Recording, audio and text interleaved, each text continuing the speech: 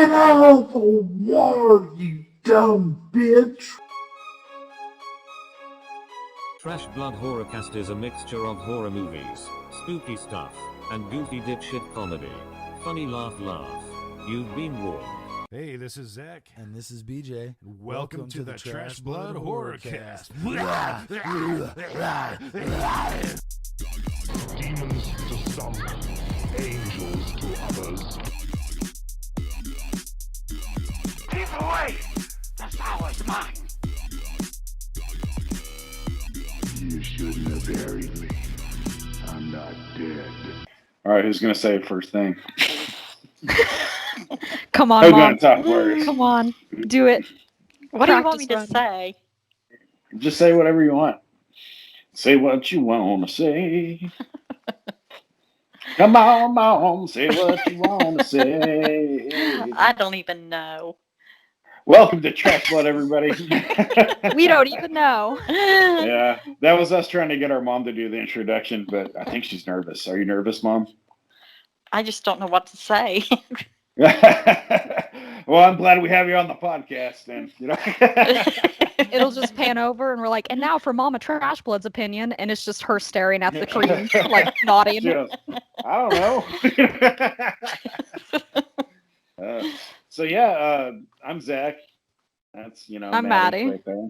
And this is our mom, Sherry. I'm Momma Trashblood. Momma Trashblood, the original bad potty girl. We tried to get her to say that, but she wouldn't, so I just figured I'd say it. But yeah, Maddie, our mom is staying with Maddie right now for a few days, so we thought we'd have her on. We've had you on one of our first 10 episodes. I don't remember which one it was for first. I can't talk. Speaking of podcasts, but yeah, we talked about the flip-flop ghost. Yes. Of our house, which is, man, it's so funny. Like when I tell people about that, I totally get why they don't believe it if they don't, because it sounds ridiculous. Like, yeah, there's flip-flops walking up and down the hallway, and then my mom saw a guy in flip-flops. I'm like, that sounds dumb. You're just a stoner. Like, I totally get it if someone does that. And tall socks. Tall socks, yeah, socks and flops. Socks And like, flops. just to touch back on that again, like, I still, like, I was telling Jill the other day, I still remember exactly the sound, and I remember us talking back and forth, and how my mind was blown just to hear flip-flops walk from, like, my door to your door, and then just back and forth. Yeah, like, it was crazy. I wish, like, back then, I would have gotten up and looked to see if I would have saw anything, but I think I was just sitting there in my bed like, oh, shit. If But I is don't that move, flip-flop it'll go ghost? away. If it's on flip-flops, it's not going to hurt me. Shit, I'm wearing flip-flops right now, so it could have been just my doppelganger. I don't know. Future or something. Future something, I Future don't know. doppelganger. That makes a lot of sense. Future doppelganger. Yeah. So, we are going to, we got a script that Maddie wrote for this episode. Maddie, tell these people what it's called. It's going to be Jaws 4, The Revenge Part 2, Hungry for More Revenge. I had a lot of fun just creating that title because I know, I like it's that it's long. like part 4, part 2. You know, I'm not done with my revenge yet. It has like 4 titles. 20 years later or something, or whenever. You know, I've never seen any other Jaws besides part 1. I've seen clips of other Jaws, but Jaws is like my favorite movie.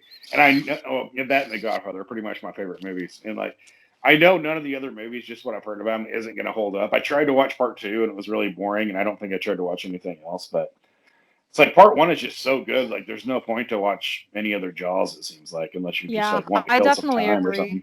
The other Jaws movies, they're definitely not as good. They don't hold up to the same standard because at that point, Jaws had such a build-up just in the music and the like schematics of it that you didn't see a shark for a long time, but you were scared. And in the other ones, you already know what's going on, you know what's happening basically, and it's basically the repetition of the same movie and over again and slightly different scenes and plots. So Yeah. And that first one's totally a horror movie to me. I can see why someone wouldn't call it that. But I remember the first time I watched Jaws, and like it was like terrifying. Like especially when they finally show him, like when he comes up and gets the chum, he's like, "You're gonna need a bigger boat." Like when you see just that glimpse of his head, you're like, "Oh shit!" You know, like that's terrifying. that's a big enough. fish. Yeah, like it's just such a good. It's one of those movies I can put on anytime and just watch. And Mom, you've seen Jaws, right? Oh, yeah. I had my very first date take me to Jaws. Really? In the theater? Look at Yeah, that. wasn't that just great? Nice. Did you just That make would have out been the an whole awesome first date. time? I was too scared to make out. There were sharks. What was your very first date's name? Craig. Craig. Craig. Was Yeah. Is it this Craig the T. dude you Nelson? married? Yes. The dude. Is this the dude you married? I was like, I knew it was something like either Episode Craig or title. Greg. The dude you married. I remember you telling me about him. I don't. Yeah, that's awesome. We don't need to Married talk and about your divorced after episode. 2 years. So how does it feel like when me and Maddie like get on here and start talking about stuff with Dad? Do you like? Do you think like, oh, that son of a bitch, or do you laugh, or what? What are your thoughts on that? Well, it depends on what it is you're talking about. Because there's a lot of times I'm thinking, you bastard. And there's other times where I just laugh. And I bet there's sometimes you're thinking we're bastards too, because like I don't want to hear about this. What was that episode? The Children of the Cornfield of Dreams. We're like talking about living in Dad's nuts. Oh yeah. That doesn't bother me. Yeah, what about But, have you heard anything about us or the things we've done from listening to Trash Blood that you didn't know that we've done before? That was like new information to you? I think there probably has been, but I don't remember what it was. I'm just She's like, I I'm didn't in know how denial. cool you guys were. I'm in denial. Didn't know my kids were such rebels. Well, thanks for being on, though. Well, That's thanks for awesome. having me. Look, the whole damn family's on the damn Yeah, Skype doing the damn damn family. podcast. Yeah. It's the whole damn family podcast. Yeah, we So we're last also- episode we had the dad hate cast. This is the family love cast. Dad Yeah, you know, that podcast. was the only thing that got to me about what y'all talked about was like, ooh, Mom had to have sex with Dad to have this. God, yeah. Even I I'm was so going, sorry. ooh. When we're saying that, I'm like, fuck, man. Poor anyone that had to do that. But we But I wouldn't did be it for here. you guys. And now we We'll have owe you the Trash rest Blood. of our lives. Yes, you do. What a noble sacrifice. I want my wine and chocolate candy. Oh yeah, we're supposed to give you stuff because we talked about that. Yeah, I forgot about. Oh shit, we got to give her stuff. Oh crap! I said it on the internet. I guess I gotta treat my mom right. Fucking internet, you got it. But we're also going to talk about the movie Deathgasm. So if you guys haven't seen that yet, I suggest watching it. It's a pretty fun movie. And we're going to also. I got a topic we're going to do, and I was going to do something else, or I had two other things in mind. Then I realized we're doing Deathgasm, and there's something I've been wanting to talk about on the show for a long time. And like, there's been several shows about it, or documentaries. There's been books. I mean, so I found a basic article about it, and it's like a music scene that I'm really into. And like, I know a lot of people probably don't like it because it does sound pretty stupid sometimes. But black metal, and I want to talk about Meyhem because Meyhem is a Norwegian. They're the godfathers of the Norwegian black metal scene. Like them and like Emperor and Gorgoroth to name some, and Dark Throne. But The only mayhem I know is that guy on the commercials. that's his band. No, I'm just kidding. Yeah. It's the Geico band. The 1, Geico 2, commercials 3. are Mayhem Don't crash songs. your You never car. noticed? Don't crash your car. Don't crash your car. No, no. Okay. Anyways, so Mayhem, they have a big story behind them. Mom, I don't. Yeah, you probably haven't heard about this unless you. I think it'd be lucky because it's an underground black metal scene. Or I it was. doubt mean, it. it's bigger than it was now. But so black metal, like over the last couple of years, I've gotten into black metal like way more, and it's just like really raw, fast, guttural, just like evil sounding music. And the reason I like it so much, I mean, not every band. I mean, there's stinkers in every genre of music for sure, and there's good ones as well. But there's some music like Mayhem and stuff like that. It's like almost like a horror movie made metal. And that's why I like it so much. It has like a horror sound to it, but it's mainly like really fast and it goes. But it's like some dipshit demons got together and made some music, and there's like so much story like behind so much black metal, like the corpse paint, like the Have you Yeah. seen like the metal guys that like wear white makeup with like black on it and stuff? Oh, Kind of yeah. like Kiss. Yeah, so that's what black metal dudes do and dudettes. I liked the Dudettes. theatrics behind it. Mm-hmm. I listened to metal growing up, but just like a little bit. But it wasn't until after high school, when I was going Yeah, into nothing. college, that I started listening to more metal, and then I got into black metal. And I'm still not like a huge fan of it. I prefer listening to other things, but just the theatrics of all of it is really what drew me in. I love the stories behind it and all the theatrical like makeup and the stage presence they have. It's just like they bring in dark, gruesome theater to like music, and there's nothing more powerful than music, and I just really like that about it. So it's just like watching a movie.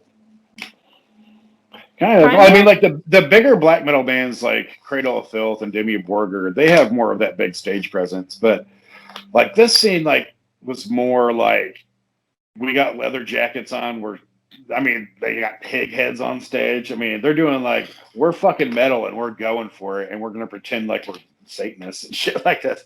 Not like the satanic like we know as in like that's a whole different religion than a Satan worshiper. But anyways, yeah, like it's more just like guys playing and just fucking being loud and raw, and like the recordings aren't always the best, but for some reason it makes it better. Like that that lack of like just like when you read about it too. I have a big book of black metal, like a history of it basically, and like you read like the story behind it and what goes into it, it kind of makes you respect it a little bit more. But yeah, I wanted to talk about Meyhem because there's a huge story behind it. It's like Meyhem isn't even they're a band still.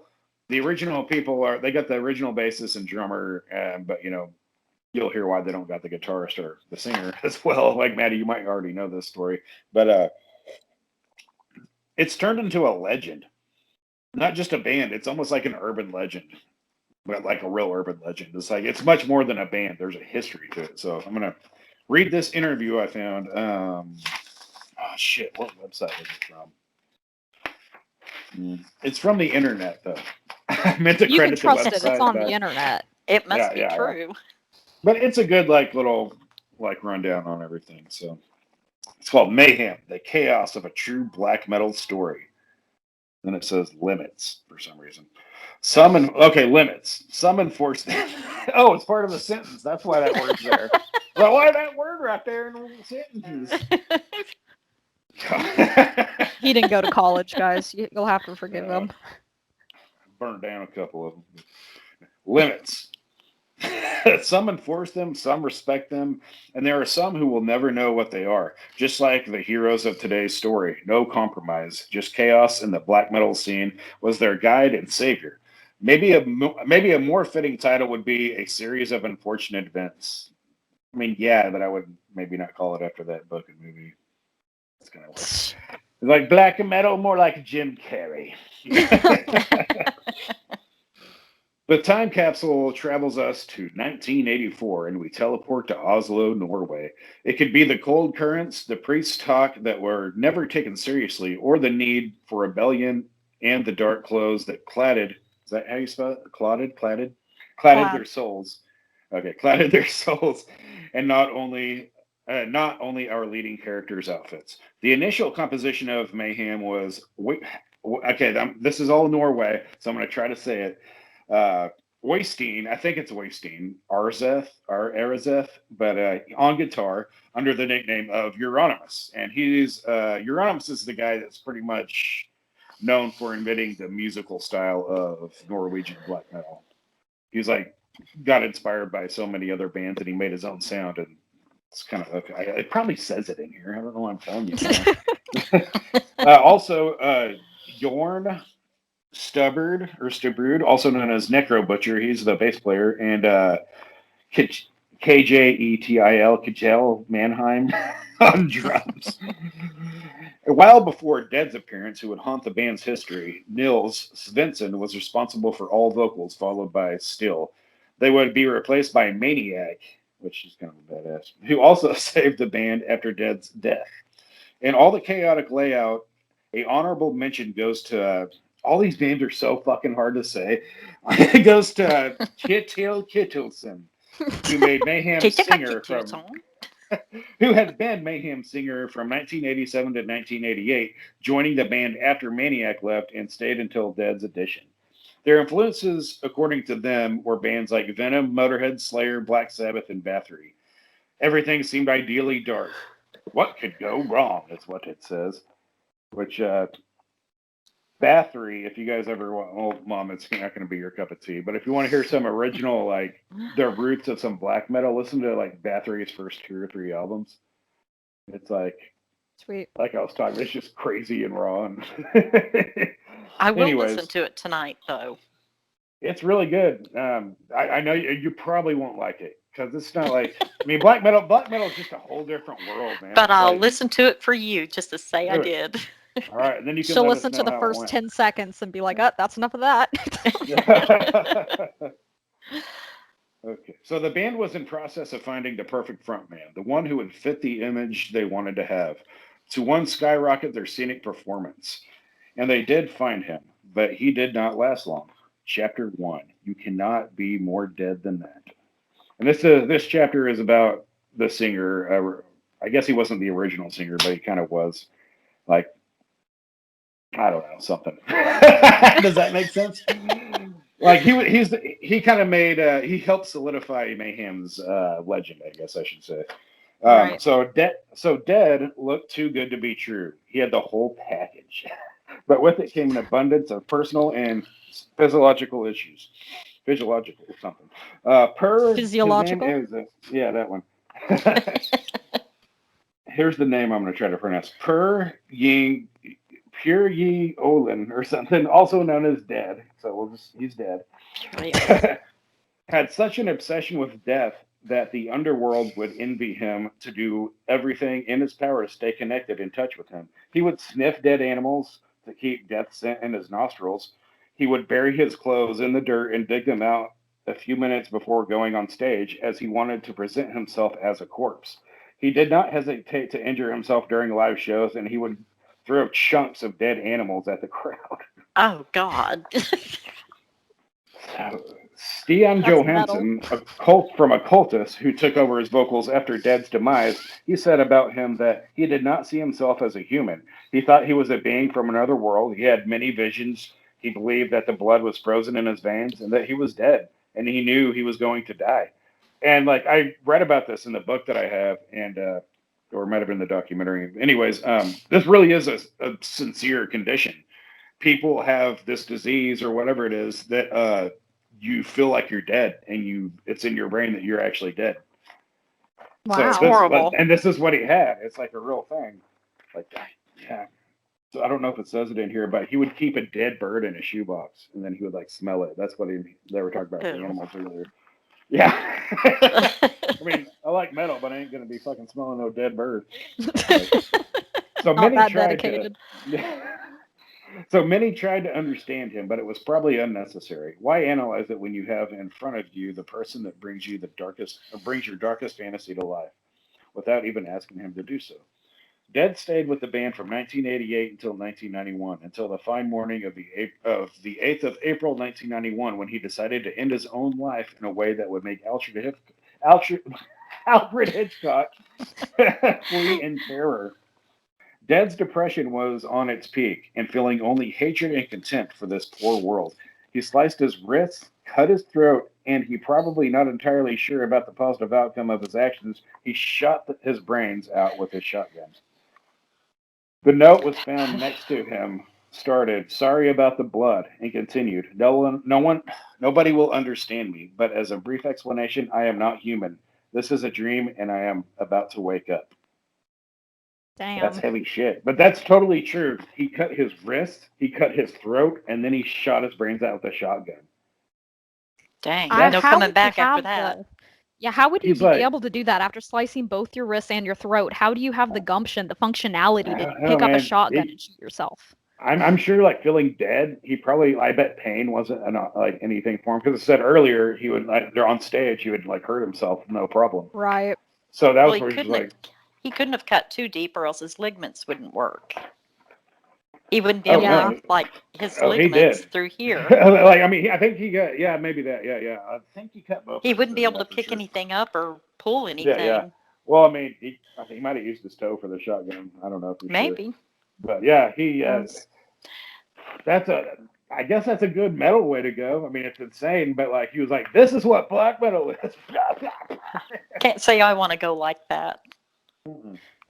But anyways, so what he Because you're probably not never metal imagined- enough, Mom. Yeah, if you don't cut your body in pieces and shoot yourself with a shotgun, you ain't metal. Yeah, you're So fake, what he man. probably never imagined was that Euronymous would pick up his camera and take a few photos of the band's, or for the band's family book. Oh, he would also take a few pieces of his skull to make a necklace so that the other members of the band would wear them during the shows, like good luck charms. Do you think that is morbid? But wait, there is more. So, by the way, I think this was proven to be he was actually sending out chicken bones, but maybe they were just trying to actually cover it up. I don't know for sure, but like, he goes and he takes a picture of it. That's the first thing he does when he finds his body. But one of the photos and discussions would be the cover of Mayhem's live bootleg "Dawn of the Blackhearts," released on the 17th of February, 1995.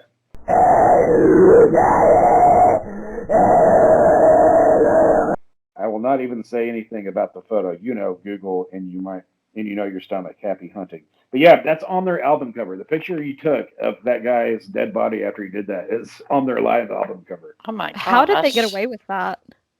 Just like indie records, not being on a big Not record. super But popular, nobody. Euronymous had his own record label too.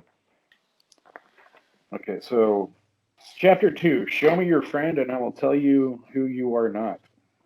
Okay.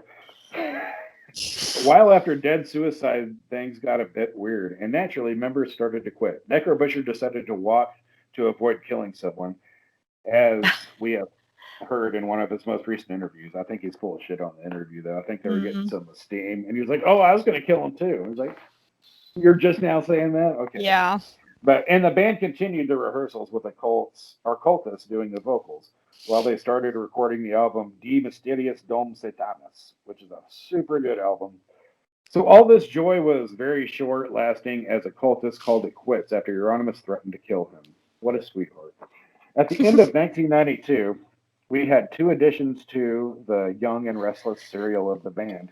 Attila Sishar, of Tormentor, and Varg Vikrins, I forgot how you say that, but Count Grishnak is what he goes from, of Burzum, were the newest recruits, with the last one writing the fatal act of mayhem story. Varg, also known as Burzum, that's some crazy ass black metal too. That guy's kind of a piece of shit though. I mean, he did kill somebody. Varg would try to take everything a step further and make a difference. Something that would not seem very exciting to someone that wanted to keep the band's reins. After all, in 1993, Euronymous has made some serious business investments, creating Deathlike Silence Productions and opening Hellbeat Record Store. My voice is going a little hoarse. One more page. But what divides music from reality?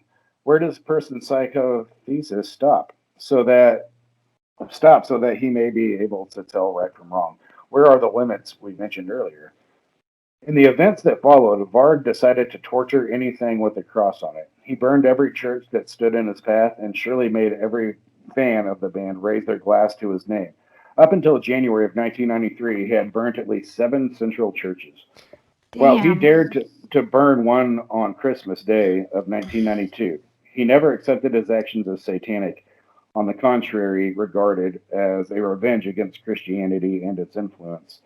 So there's a lot more of that topic in the documentaries and books and stuff. Basically, what happened to their culture is I don't know if it was in the Dark Ages or not, but it was like Christianity, like knights and stuff like that, came and like just took over and killed a lot of their people and like forced Christianity upon them and tried to erase their religion completely. And that's what he talks about, like in the documentary, is like we were forced on this, and he just, I guess it's his way of making it right or something. But the churches, they're so old and they were so like beautiful and cool looking, so it's kind of a shame. So but I can understand where they're coming from. I mean, I personally wouldn't do it because you go to prison and shit, and like, but I mean, if someone like took over me or my family, I might be pissed too. But let's go to chapter 3, the murder of Euronymous. At the start of 1993, the police and the media had started to pay a lot of attention to Helvet and the band, so Euronymous decided to shut up shop. There was a lot of hostility between Varg and Oystein. And the relationship between them later in the Swedish black metal scene was on the tightrope. On the night of the murder, Varg drove with Blackthorn from Bergen to Oslo. Blackthorn stayed in the car, and Varg went upstairs by himself to face Euronymous. On the 10th of August, 1993, Varg stabbed Oystein to death in his apartment in Oslo, although he declared that he was in self-defense after a very violent argument that broke out between them. On the 19th of August, 1993, he was arrested and convicted of 21 years in prison, not just for the murder, but, as we have mentioned, he had not left a single church undecorated.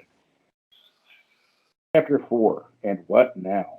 After the murder, Hellhammer and Necrobutcher decided to continue with the band, and on the release, Die Mysterious Dom Satanis, there are many opinions on and countless speculations as to the true nature of the incidents before and after. No one can say no for sure, besides the one that lived it. Euronymous' family asked Hellhammer to remove the parts where Varg could be heard playing bass, but he never followed that request.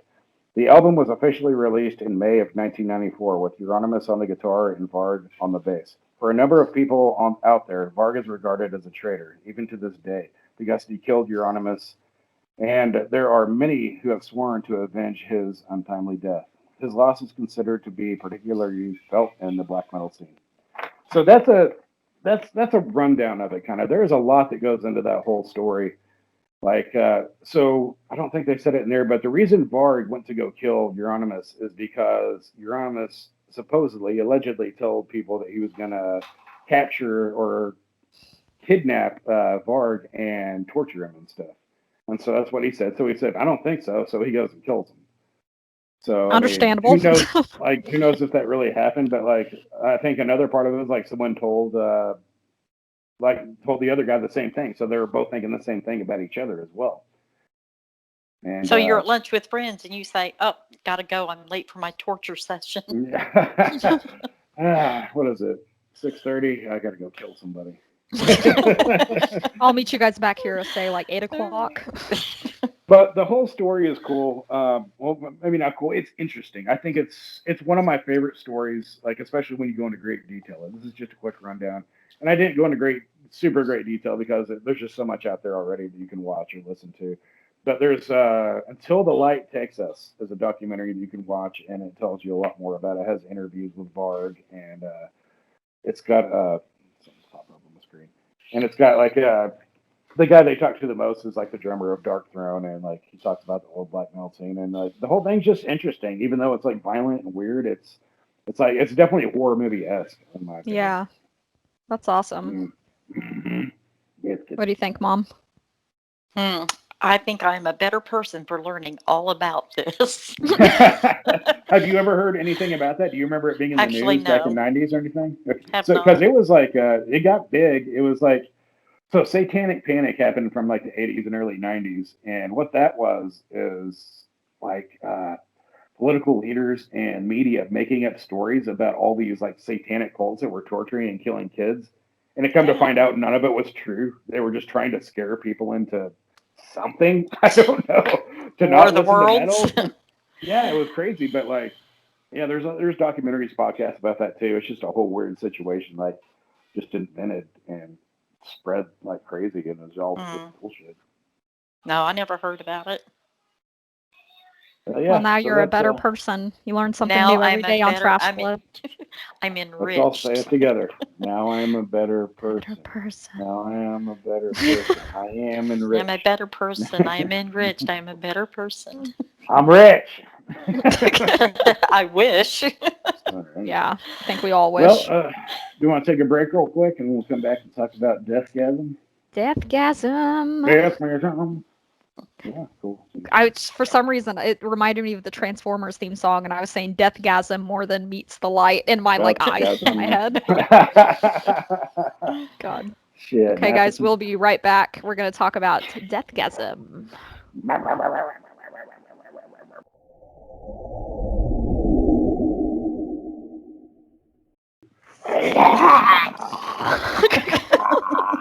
You dummies, it's just us. You dumb sons of bitches. We're not fucking mummies with scorpion knives, but here you are again, another week. We turn around and show you our ugly faces. If you're listening to this on just the sound podcast, this makes no sense to you. So we're on YouTube, by the way. That's probably something we need to mention every episode, so you can watch us be stupid on YouTube as well. But YouTubers, we fooled you again. We are not Yeah, you're mummies. just We don't so have scorpion stupid. knives. We don't have any curses. We don't have any demon-possessed eyes. Is that a thing? Nothing. No fangs. No whatever Sounds like- any of that's that a- stuff has. Is that a Bonnie Raitt song? Demon possessed. Great dog. With our mom But, here so- too, you're gonna embarrass us like that. Can't even recognize us. Damo. Sorry, Mom. We apologize for the Trashbloodians. Anyways, Maddie, you picked out the movie we were going to watch this week. Yeah. So we watched yeah. Deathgasm. It was made in 2015. And I kept wanting to say Norway because we were talking about Norwegian death metal. It's a film from New Zealand. Hold on, I don't remember who directed it. Let me look that up real fast. I can't remember his name either. It's like I meant to see what else he's done. Yeah, so it was directed by Jason Lee Howden. Mhm. Jason Lee Howden, yeah. And so yeah, it was made in 2015 in New Zealand. It's a horror comedy. I don't know, it was pretty funny. I don't know, it was really gory too though. So that's what I really like from horror comedies, if they can balance like the gore with the comedy, because a lot of horror Right. comedies are just don't meet the mark for me, but I thought this one was pretty good. It's about these teenage boys, death metal heads. I think they were just metalheads in general. With all the metalheads. bands, they were like the posters they had and stuff. Like, yeah. Anyway, I don't know. I don't what they think were, it was but- one specific genre, yeah. Yeah. But yeah, it was these teenage boys in New Zealand. Basically, they were on a hunt to escape from their reality through their music. They created a band, and they found this old manuscript, basically, which has some old music notes on it that they thought would It was be an really cool old for their band. manuscript. It was an old manuscript from an old man. It was an old man manuscript. Old man manuscript. Old man manuscript. But little did they know their script, I suppose, really was all about summoning demons. Mhm. Yeah. Are you there? Can you hear me? Everybody's frozen. Okay, now we're good. Mom, are you there? Okay. Yeah, I'm there. Okay. Did we freeze? my I screen- think we were all just sitting still. Maybe so. We're like waiting. Fooled for you someone to say again. something. Yeah. So they summon demons, and by the way, the song that they summon it with, the guitar work, I actually really like. It sounded like pretty scary, like if Yeah, it was like for a good. song, you know. But yeah, and like the band that they formed, what they call themselves again? Oh, Or it was Deathgasm. I was going to say, I thought it yeah. was Maybe, Well, they Deathgasm. were coming up with several names that they were Yeah, they going had a through, bunch of and one different was like names and, infant intesticide, or Yeah. I liked that one. So their music that they were playing, like if you listen to that when they were actually playing music, that was like pretty close to old school black metal, like Norwegian black metal. And like I thought that was really cool and like heavy. And some things I didn't understand about this band was like all the really heavy shit that they were into and playing. And a lot of this movie, this is one problem I had with the movie. I like the movie. I think it's good, but there's a couple of things I have a problem with. One of them is all the Trivium advertisements.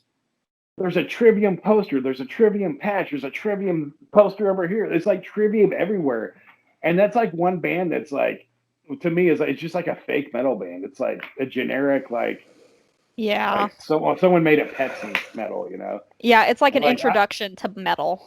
Yeah, I just thought it was a weird choice to put like these guys are playing like hardcore black metal and the movie's about demons and they're like, by the way, here's Trivium. Yeah. That's the way they talk. We had Trivium. It I breaks don't know, out that's with just me Boy personally, George.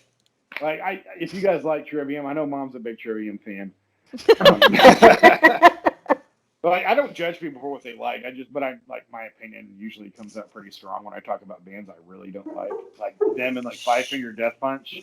Like, Yeah, like overrated. the Mountain Dew of metal. But Doing the do. so but yeah, it was cool. So like, do you want to go on about the story and stuff? Yeah, I just so had to chime in there. yeah, so one of the so once they formed their band is kind of, it doesn't make a lot of sense to me. It's just like a bunch of misfits together.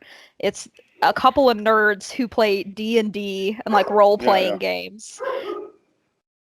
And they all just know how to play too.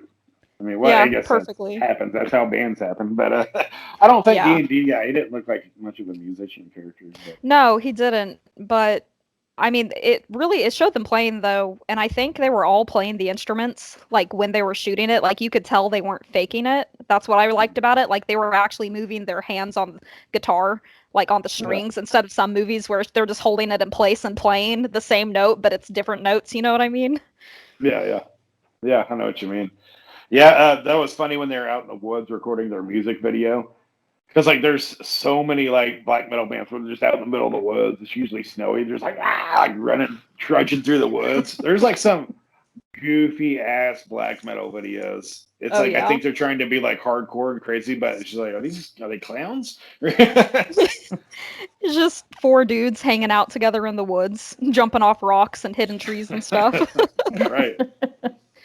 I really like how when the main guy Brody, he listened to the music and then the CD, I don't remember what band it was that he gave her, the girl he liked to listen to, because she never really listened to metal music, so he gave her a CD so she could check it out. And once she put it in her old school CD player she had attached to her hip, and she put her headphones on, and the music transported her to the top of a snowy mountain, and she had all her badass gear on, and women were making out at her feet, and she just was like a goddess. Had like Viking helmets on and shit. Yeah, that was pretty funny. They did it with the guy at the before that as well, kind of like like a power metal scene, like how Manowar would have their fucking album covers. Exactly. He like laser beamed her bra off with his eyes. That was so goofy. Yeah. But so yeah, what happens next? Demons come around and they ain't happening. Yeah, so they finally, after they break into one of their idol's house, which I thought was kind of campy, because what are the odds that they're like one of their black metal idols was living in their hometown in a shack and nobody knew he was there, you know? Yeah, supposedly, I think it was supposed to be his old house or something. They were just going to check it out, and they didn't know he was there or something like that. Right. But they walked into him actually being there, and then some baddies came to kill him, apparently, because he was involved in demon stuff, and he was trying to keep the manuscript safe so the end of days wouldn't come around. So he gave it to the two main black metal kids to keep safe, and they were like, oh hell, this is just actual music, let's play it, let's make it into one of our band songs. It's plagiarized, but no one will know because we have the only script.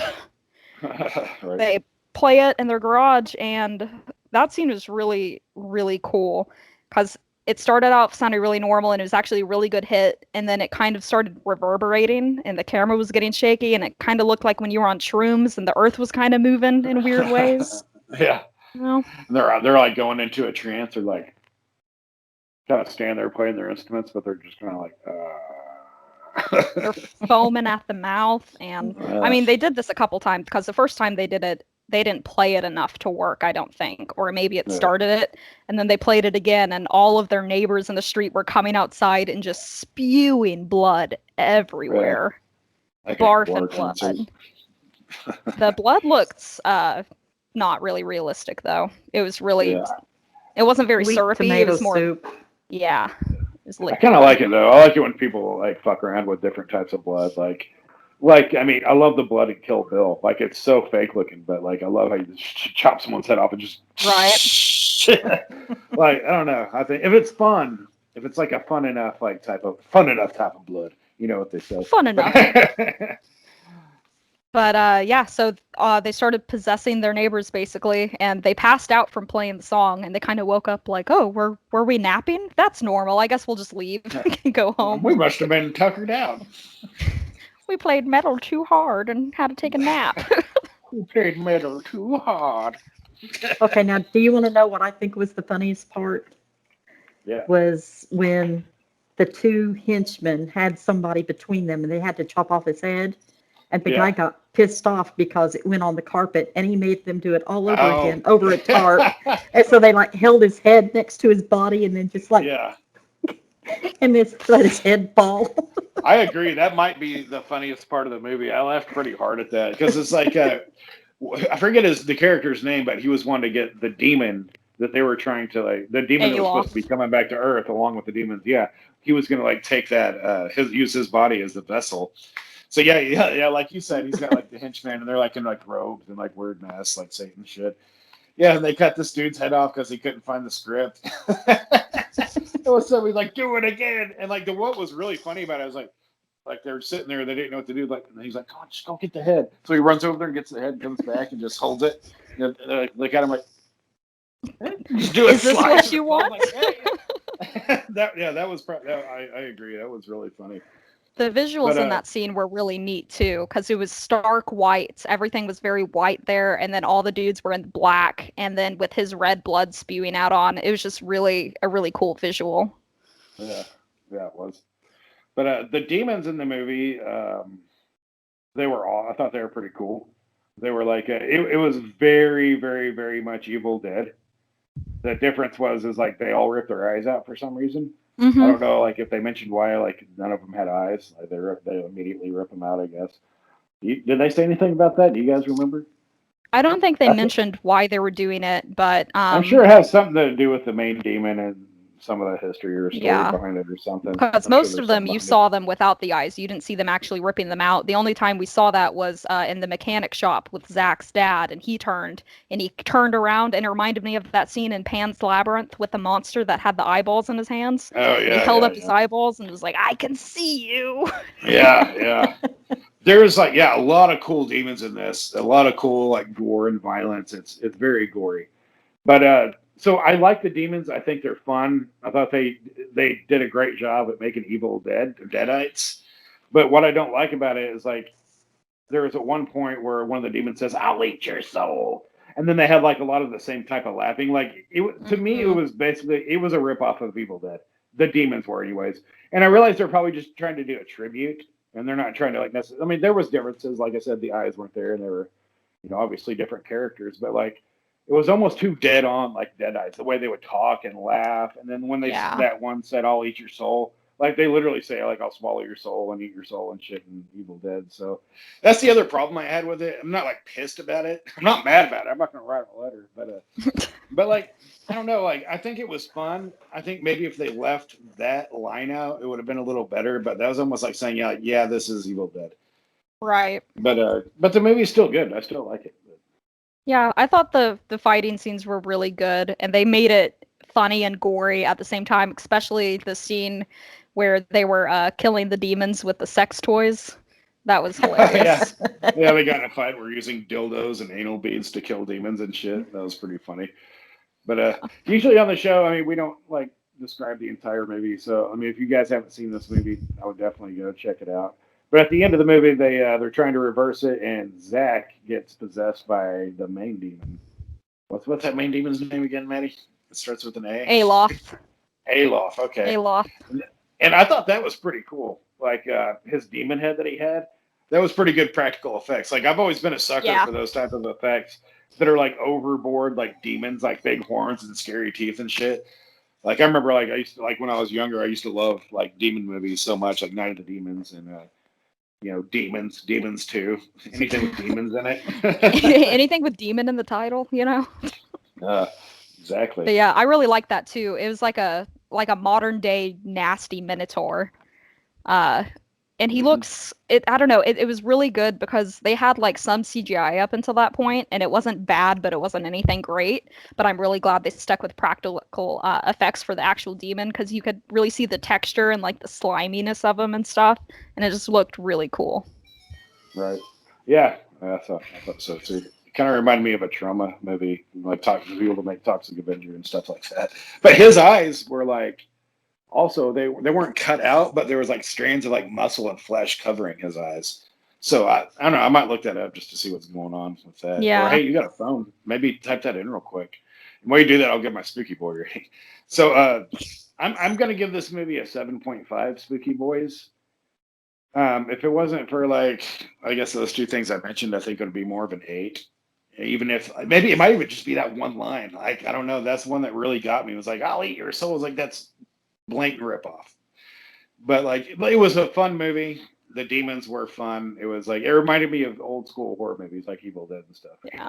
But I give it a 7.5. What about you, Mom? Well, I was going to give Mommy? it a 7. I was going to give it Oh, a nice. 7. And the reason for that is because, like you said, a lot of things you saw in other movies. So I felt like it lacked a lot of originality. I felt like they could have put more into it of themselves instead of trying to cut off other movies. Mhm. And I think if they would have been more true to themselves, I think it would have been better. Yeah, I think they shouldn't have made so much of a tribute out of it and just made it more their own. Like, Mhm. but like you could even like the way the demons were moving and stuff. That one guy with his neck and stuff. Like they even moved the same. Like in Evil Dead and stuff. Is like I like a Yeah. good shout out or a good nod. You know, like you'll see horror movies that give nods all the time, and like you might not even know it. It's just like they'll mention like a character's name from a movie or something like that. But like I'd say they totally based their demons off Evil Dead for sure. But Maddie, what do you give it?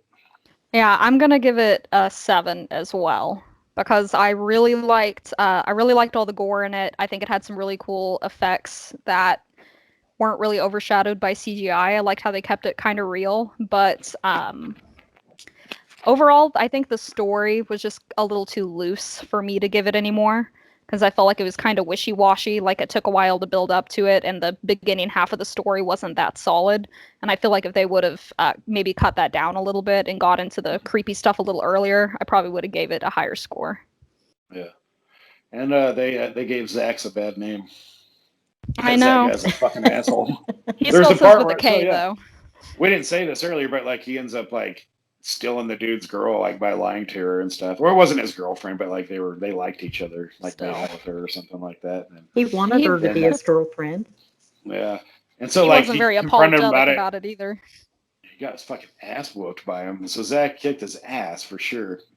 Like he just had him on the ground, just punching the shit out of him. It's Looked like he was bad. about to die. He could have killed him easily.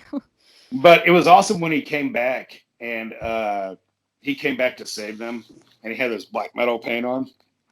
And there was Yeah. my favorite action part or gore or whatever you want to kill scene is when he sees like the horde of them of demons, and he has both chainsaws, and he just runs and he jumps on that tire, and he spins around, and like then he like lands, and like you see behind him like demons' heads falling off, and they're all just falling on the ground and stuff. So he All just like the spun blood around and spews just out. killed them. And Like, he that- has that such a was power pose too. When he lands on the ground with his chainsaws crossed, he's just staring in the distance with his corpse paint on. Oh yeah. Like there was parts of this movie that I liked a lot. Like a lot of the gore and kill scenes, like and yeah, I mean there was a lot of good parts. It's a good movie. It's definitely worth watching. I mean it's the second time I've seen it. I mean I'd watch it again. It's not gonna be like Jaws where I can watch it whenever the fuck I put it in, basically. But yeah, it's good and worth a watch for sure. But just real fast, so Sarah Elford Hurry! and Dan Perry did the special effects makeup, and then Okay. Storm McCracken, which is an awesome name. That's Storm badass. McCracken and Tim Wells were the blood and gore technicians for the movie. Okay. Nice. Did you look up the eye thing? Oh no, I got distracted by the special effects thing. Yeah, like there's got to be something behind, like, because I think that demon that they use is actually like a mythology, like a mythological demon that's like maybe Yeah. Latin Let me or pull up something. Aloth and give you a little. It just pulls up Adolf. Do you mean Hitler? There are 2 Starbucks near you. Yummy, yep. But well, let's take a break real quick, and then when we get back, we'll tell the people if there's an eye thing, and then we'll go into the script. If there's an eye thing, we'll tell the people if there's an eye thing. One way or another, we'll either give you eyes or no eyes, so can't complain. We'll be back, you real idiot dickheads.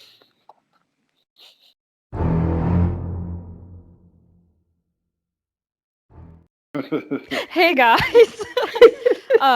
Welcome back. So we're gonna get into the script here momentarily, but there is a couple things from Deathgasm that we still wanted to talk about. So, and one of those things was the dick demon. Big old dick.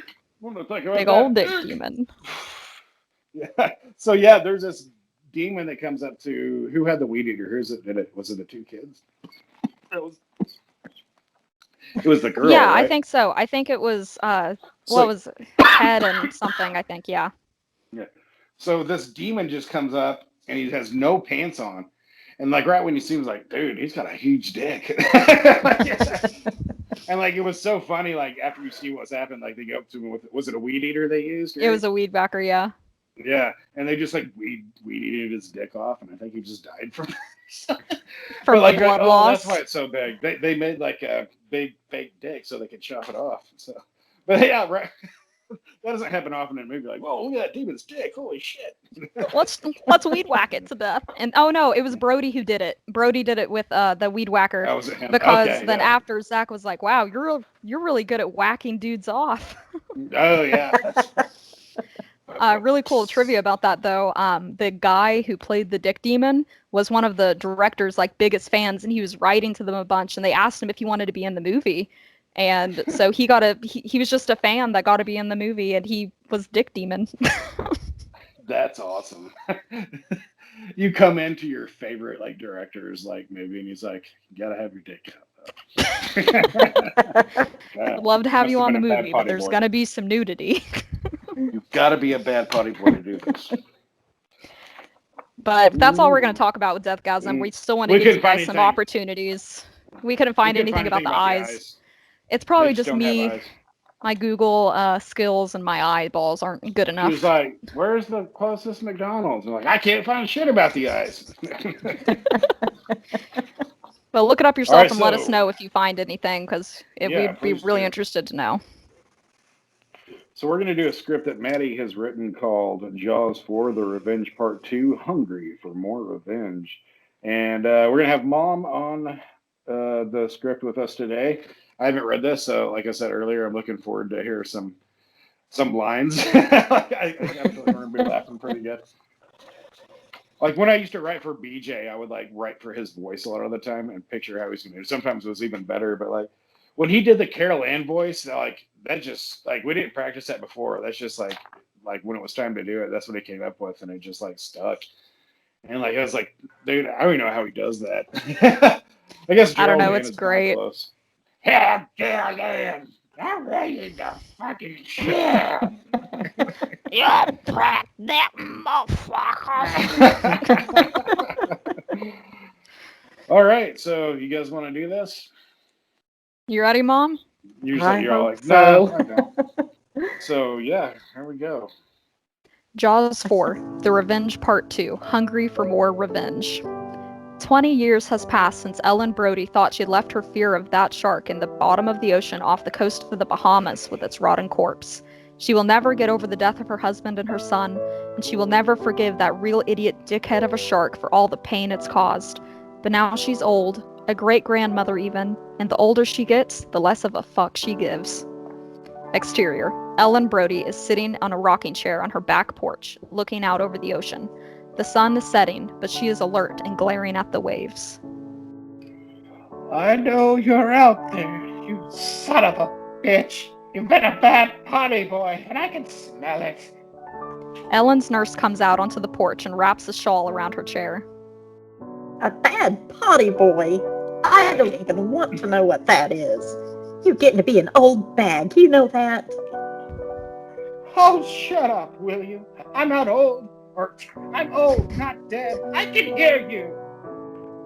Oh, now you can hear me. But you couldn't hear me before when I told you to wipe your own ass, did you? The nurse sits down beside Ellen and pats her knee. Now you know I'm just joking. I love wiping your ass.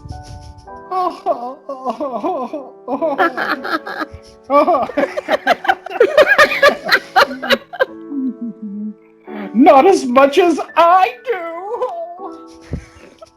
The two sit there in silence for a minute before Ellen grabs the nurse's hand and squeezes it, still looking out over the ocean. I'm not crazy, you know. I know that everyone thinks I'm a loon now, but I can feel it.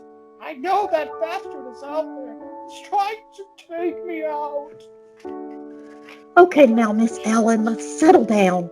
Even if there did exist a shark who could be hell-bent on revenge, you said so yourself. You killed it 20 years ago. Ellen shakily stands up and moves to lean against the railing. That wasn't the first time it died. It comes back. I don't know how, but it always comes back. It won't stop until my whole family is dead. Even if that was true, it's been 20 fucking years. How long do you think a fish's memory is? I'm pretty sure the big bad Potty boy is either long gone or long dead. Now come on, your granddaughter will be here any minute.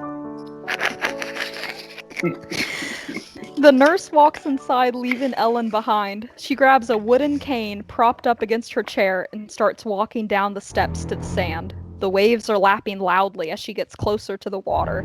She stops just short of the water line and looks down as the water washes over her wrinkled feet. I can feel you, you stink boy. I know you're close. Ellen glares and snarls at the water. Come and get me, you overgrown goldfish. Ellen! Ellen, what are you doing? Thea's here. I'll be there in a minute. She turns back to the ocean and flips it off before turning back around to head to the house.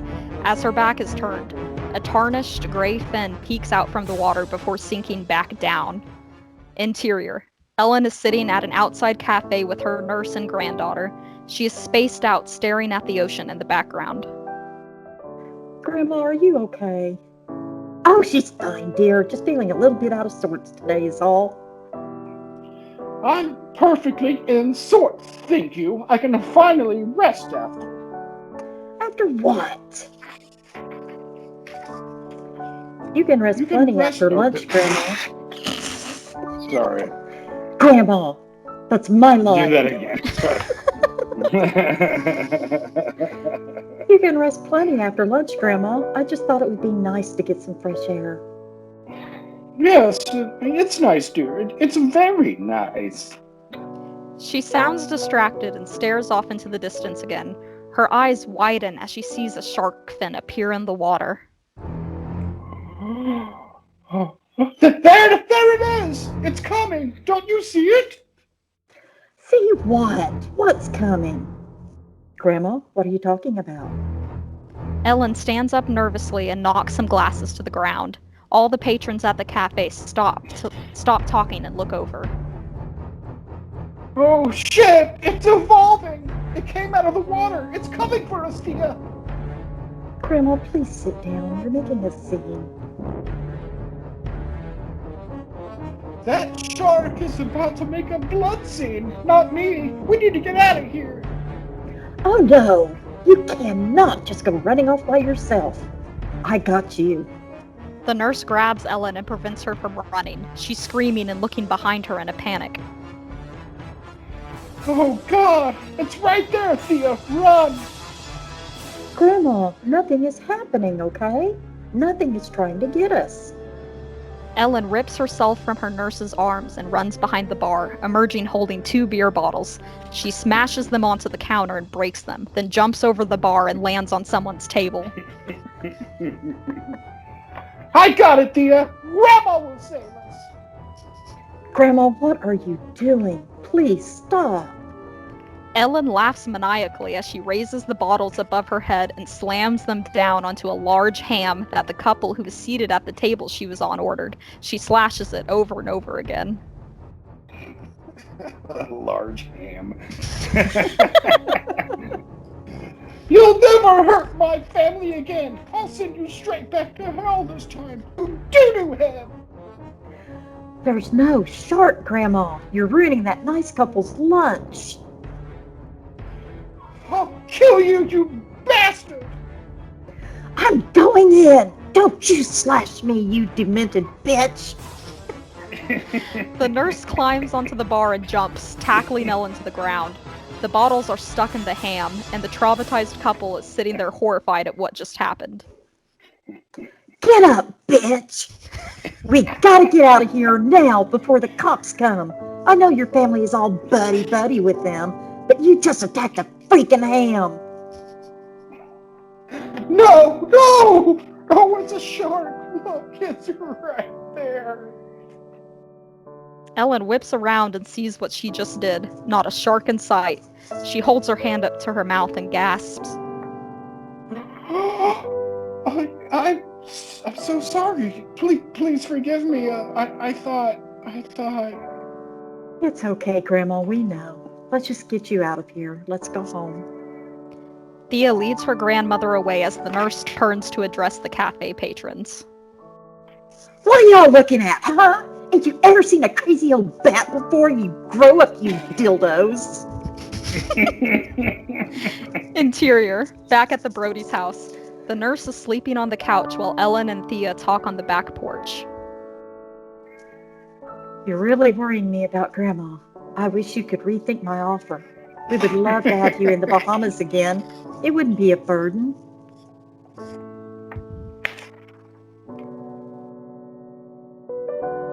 I am sorry for worrying.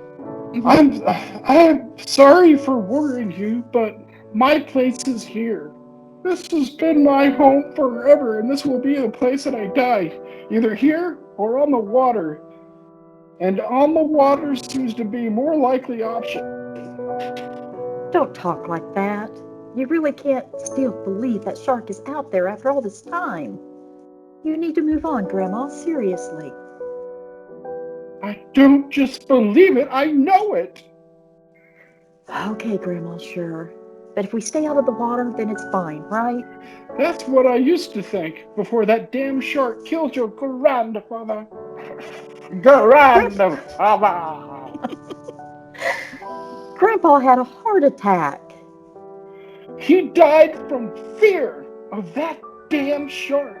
And he was right to be afraid. He came for your Uncle Sean. Almost got your father and yourself. It's here for me now. I can feel it out there. Waiting. Oh, watching. Ellen looks out over the water and starts to cry.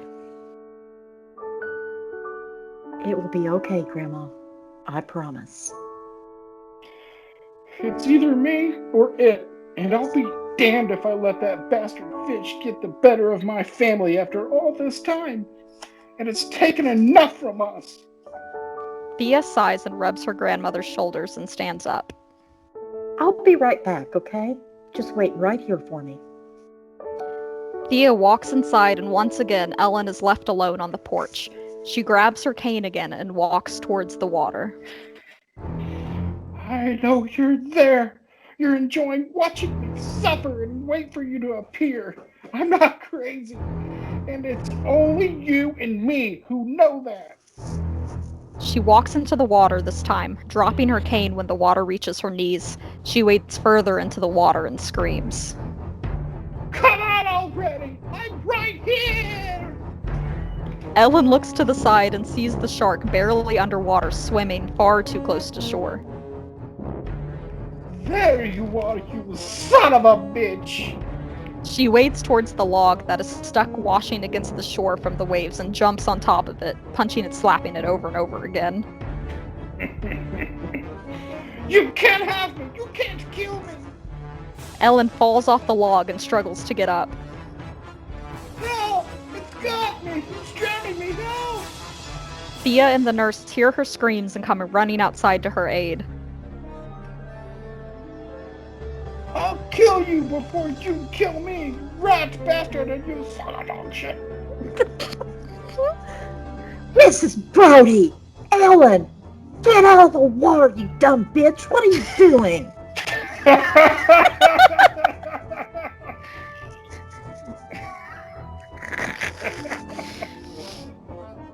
Stay back! I have it on the ropes!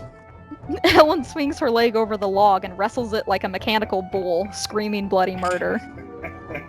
Grandma, please! You're acting crazy!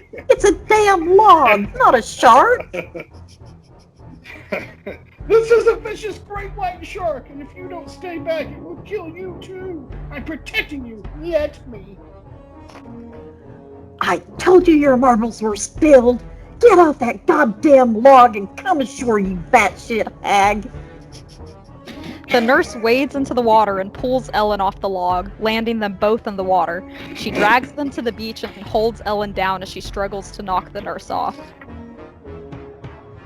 Why are you defending the murdering overgrown dolphin bastard? Open your eyes, lady. That shark you're attacking is nothing but a piece of goddamn driftwood. Ellen lifts up her hand and shoves it in the nurse's face, smearing blood over her mouth. Look, it bit me. Yucky, yucky, yucky. Oh, hell no. You cut your hand on that damn log and now you're trying to make me drink your blood? That's it, honey. Your 3 strikes are out. It's the shark. He had me. Grandma, it's a fucking log. Look at it. Ellen looks back at the shark, but only sees the log, no worse for wear after her assault. She starts crying uncontrollably and clutches at the nurse. I'm not crazy. I swear it was there. It had me. It was going to kill me. Oh yeah, you're not crazy, sugar. You're just confused. The nurse looks away and mumbles under her breath. What a pain in my ass. What was that? Oh, nothing. I just said you're confused. Terribly, terribly confused. Let's get you inside and dried off, you old bitch. The nurse walks off with Ellen as Thea picks her grandmother's shark. The nurse walks off with Ellen as Thea picks her grandmother's shawl out of the water. She starts to walk back to the house and pauses, dread filling her veins from an unknown source. She slowly turns around to look out over the water. She's scanning the waves but sees nothing, so she continues towards the house. That sleek shark fin appears again mere meters from shore, and the shark paces in circles in front of the house. Exterior.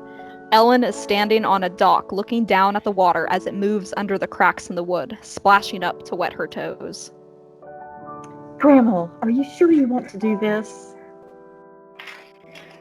Yes, honey. I need to do this. I can't let my fear keep consuming me, and my episodes are frightening to you now. That shark is nothing but a dead bitch, Grandma. You won. You're here. You're alive. You're right. I did win. Oh, and I've had a wonderful life. Let's do this. The nurse pops her head out of the cabin of the boat, tied to the dock. Are you guys coming or not? You know I get seasick on an anchored boat. We're coming. Are you ready? We're gonna need a bigger boat. What was that? Oh, I said, we're gonna need a bigger tote for all the things we're bringing. We have everything we need. Don't worry. We'll only be out on the water for an hour or so. Yes, I suppose you're right. Thea boards the boat as Ellen stares tensely over the water for the billionth time in this script. Boo-hoo, it's Jaws. There's a lot of water watching. Forget about it. Forget about it. It's time, isn't it, big boy? Today one of us dies. Ellen smirks at the water and sticks her tongue out at it. She reaches into her purse and pulls out a Ziploc bag with something gross in it. She opens it up and gives it a big sniff, gagging at the smell. Oh, God. That's right. Perfect. She holds the bag over the water and empties the contents into the ocean. Eat my shit, you dirty noodle. There's more to where that came from. Ellen! Get on this damn boat, you old fool. We can't just blob up and down here tied to the dock all night. Oh, all right. I'm coming, you ninny. Once they are all on the boat, the driver they hired starts her up and they head deeper into the water. They drive out for about 10 minutes before the captain cuts the engine and retires into the cabin to give the women some time alone. It's a beautiful day, Grandma. Isn't it nice and relaxing? Ellen nods at Thea and joins her against the railing. I don't know if I would say that I'm relaxed, but it is nice. And you're sure not looking for that damn shark. I swear to whatever you hold dear that if you jump in that water and make me go after your ass, I'm quitting. I'm too old to be drifting in the ocean. Don't you worry. Uh-huh. You keep saying that, but I'll believe it once you're back on dry land. I feel so much more sane today. Well, that's good, right? This is fine. This is great. We're having a good time, and I'm not worried at all about you jumping overboard to fight some seaweed you mistook for a shark. Oh, yeah. You don't sound worried about anything very specific at all. Well, looks like we're all on the same page then, so I'm going to just get us all a bottle of water over there, and you'll be here when I get back. Of course I will be. You silly willy goose. We're on a boat. Where else would I go? We've already established that I'm not going overboard. It's okay. We trust you. I'll go get the drinks with her, and we'll be right back, okay? Just go. I'm not a snot-nosed brat. I'm a grown lady girl. Now stop this nonsense. Okay, we'll be right back. But you stay put, and I mean that. The two walk off, leaving Ellen stupidly alone again. Those real idiot dickheads. Ellen turns to face the ocean and grins widely. Here I am, you ugly bastard! Come and get me. I know you followed us. Ellen gasps and takes a step back from the edge as her late husband's ghost appears, wearing his old sheriff's uniform. Oh, Martin? Is that you? Damn right it's me, Ellen. Now what are you doing? Now what are you doing? Scaring our grandchild like this. It's back, Martin. The damn shark is back and it's still after our family. You know what I have to do. You need to forget that damn shark. It's in the past. You need to move on. Forget about it. It killed you and Sean, Martin. I can never forgive or forget it. Once I know that bastard's dead for real this time, I can finally be at peace and be with my boys again. Oh, honey, you really are batshit crazy. Ellen scans the water and gasps when she sees a fin in the distance, heading at a rapid pace towards their boat. It's approaching fast, and soon it's at the side of the boat. It stops and raises its head out of the water to give Ellen a toothy, bloody grin. So we meet again, Brody. Holy shit! It's the shark! Zoingy boing doing! Martin's ghost runs off through the air and disappears over the side of the ship, leaving Ellen facing the murdering, vengeful fish. I knew you would come for me, you beast! Well, what are you waiting for? You're not even going to check me up before dinner? Why so hasty? I like to enjoy my food. Oh, you seem to be the confused one now. You're going to be the dinner, not me. Bring it on, lady. I killed your husband and your son, and I'll kill you too. And then I'm gunning for that sweet little granddaughter of yours for dessert. Ellen lets out a bloodthirsty scream and pulls a small machete from her purse. She jumps up on the railing and jumps onto the shark, stabbing it in its eye. Arr, my eye! Now how am I supposed to look at people menacingly? I'll be the last bitch you see. The shark growls and pulls her underwater, swimming under the boat. Thea and the nurse come out of the cabin, and to their horror, but not to their surprise, Ellen is gone. I'll go get the captain. That crazy bitch did it again. The nurse disappears back into the cabin as Thea runs to the edge and calls out for her grandma. Grandma, where are you? Come back. Under the water, Ellen is still stabbing at the shark, and it shakes her back and forth, trying to get her off its back. They surface for a second, and the shark bites her arm. Ah! Why are you doing this? Why? Because I'm hungry. Hungry for revenge. But you already had your revenge. You killed my son, you bastard.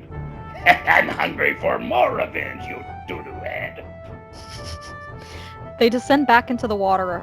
On the boat, Thea hears her grandma scream and runs to the opposite side just in time to see her go back down to the water. Grandma, stop! Swim back to the boat. The captain emerges with the nurse.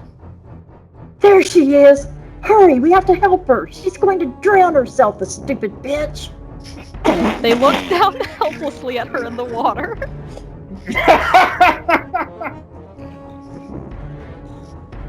This is it. No more death. It ends here and now.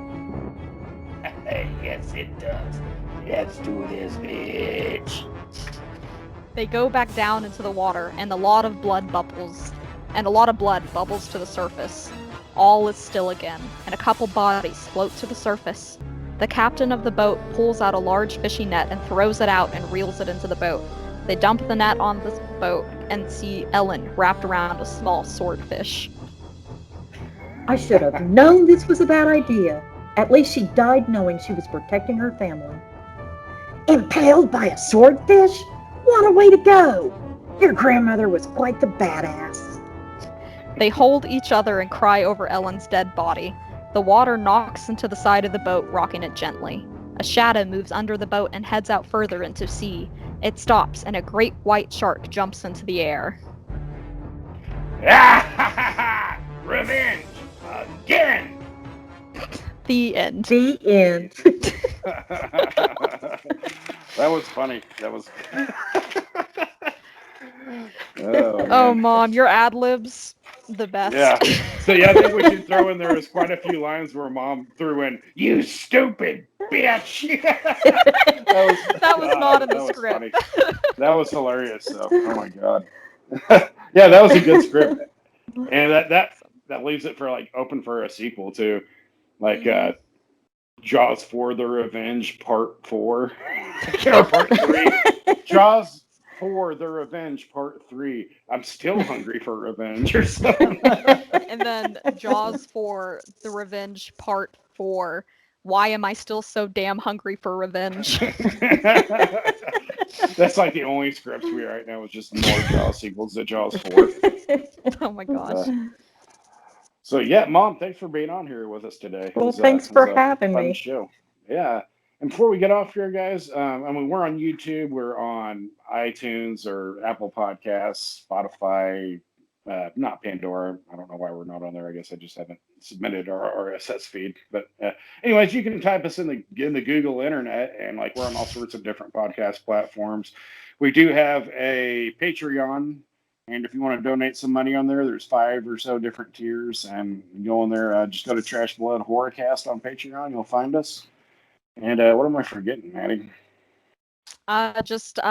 Mostly the way to contact us would be through our Facebook page. That's usually what we're on the most. So if you have any ideas for scripts, or if you want to be on the show, or you have any questions you want to ask us, just hit us up on Facebook, and we usually respond pretty fast. Yeah, for sure. We got an Instagram page. It's a new one because it used to be my personal one, then I changed that. So if you see Karate Lasers, that is the old Instagram. So the new Instagram is Trash Blood Horrorcast. So you can find us on there. I'm not on Twitter because I fucking hate Twitter so much. Yeah, Twitter is a waste of time. It's just a cesspool. It's so much argument. Oh god, it's just pure negativity like all the time. And so for next week, I'm going to pick the movie, and I'll let you guys know. So if you want to watch it before we get to the next episode, I'm I'm really surprised we haven't talked about this yet because it's my favorite 80s cheesy horror movie, and it's Night of the Demons. I want to do Night Awesome. of the Demons. It's so good. I remember I used to rent that so much, like when I was a kid. Like every time I saw it, like, oh, gotta get that. It's such a weird, like, it's weird. It's scary. It's like you'll hear why it's weird. If you've already seen it, you know why it's weird. Like for like certain parts, the lipstick incident. So, but yeah, next week we'll talk about Night of the Demons, the original one, not the newer one with the girl from what's her name from American Pie, Shannon. So, what's her name? I don't know It her doesn't matter. name. It was okay for a remake. I think Edward Furlong was in it as well, but it was all right. But the original is definitely one of my favorite horror movies, especially that kind of cheesy 80s style. And Oh yeah. also, I'll be doing the script on that one. It's going to be House of Wax, Wax On, Wax Off. So, yeah, we're going to have Mr. Miyagi and Danielson. So, I'm probably about halfway through with that. I'm going to start writing on that again, like probably tomorrow. I think it's going to be good. And, yeah, that's all I got to say about that. That's all I gotta say about that. Well, thanks for joining us again. Make sure to give lots of love to Momma Trashblood for her first time being visually on the show. The OG Bad Potty Girl. What OG a great Bad Potty nickname to Girl. have. I'm the original Bad Potty Girl. You don't even Like wanna nobody know what knows, that is. nobody knows what it means, and nobody wants to know what it means, but they respect it. Right. We will never know what that means for sure. But yeah, anyways, guys, and like also give us a like and a share, let people know about the show if you're liking it. That'd be awesome. That helps out a lot. I mean, people that like horror movies or just creepy shit in general. And hey, if you know someone's into black metal, this would be a good episode to watch. So now that's all I gotta say about that. What you gotta say about that? Anybody else That's all I gotta gotta say about that. That's all. Big That's ol' all I gotta fat say about brain. that. Good night. Good Stay night. creepy, guys. Good night. The original Bad Potty Girl.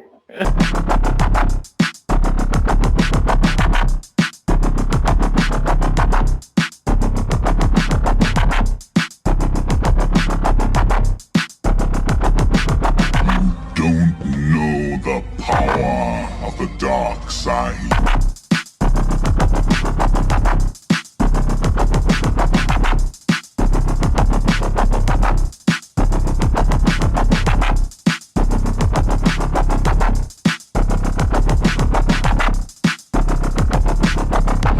Don't know the power.